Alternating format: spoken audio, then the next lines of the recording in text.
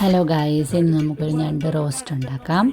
അതിനായിട്ട് ഞണ്ട് കുട്ടാപ്പന്മാരെയൊക്കെ പൊളിച്ചെടുത്ത് നന്നായിട്ട് കഴുകണം.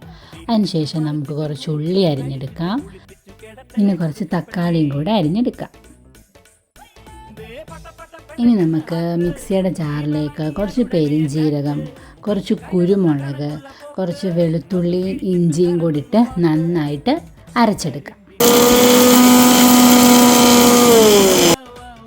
ഇനി നമുക്കൊരു പാൻ ചൂടായ ശേഷം അതിലേക്ക് കുറച്ച് എണ്ണ ഒഴിച്ചിട്ട് നമ്മൾ അരച്ചു വെച്ചിരിക്കുന്ന അരപ്പെല്ലാം കൂടെ അതിലേക്കിട്ട് നന്നായിട്ട് ഇളക്കുക.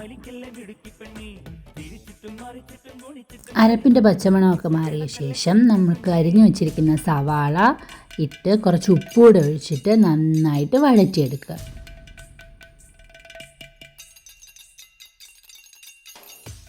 ഇതിലേക്ക് 2 പച്ചമുളക് കൂടി ഇട്ട് കൊടുക്കുന്നുണ്ട്.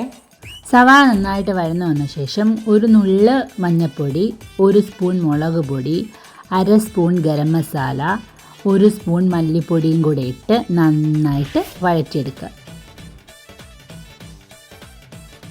ഇതെല്ലാം വഴറ്റിയെടുത്ത ശേഷം അതിലേക്ക് നമ്മുടെ തക്കാളി അരിഞ്ഞു വെച്ചിരിക്കുന്ന തക്കാളി ഇട്ട് നന്നായിട്ട് വഴറ്റുക.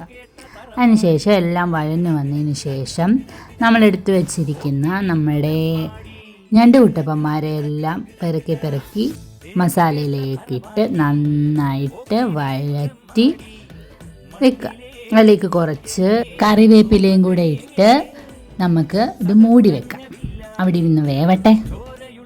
ഒരു 10-25 മിനിറ്റിന് ശേഷം നമ്മുടെ മൂക്കിലോട്ട് നല്ല മണം അടിക്കും. അപ്പം നമ്മൾ നോക്കുമ്പോൾ നമ്മുടെ ഞണ്ട് റോസ്റ്റ് ഇവിടെ റെഡിയായി. കടുകിട്ടു വറുത്തൊരു കടക്കെന്നു മാടിത്തന്നെ കുടുക്കിട്ടു വലിക്കല്ല മിടുക്കി പെണ്ണേ.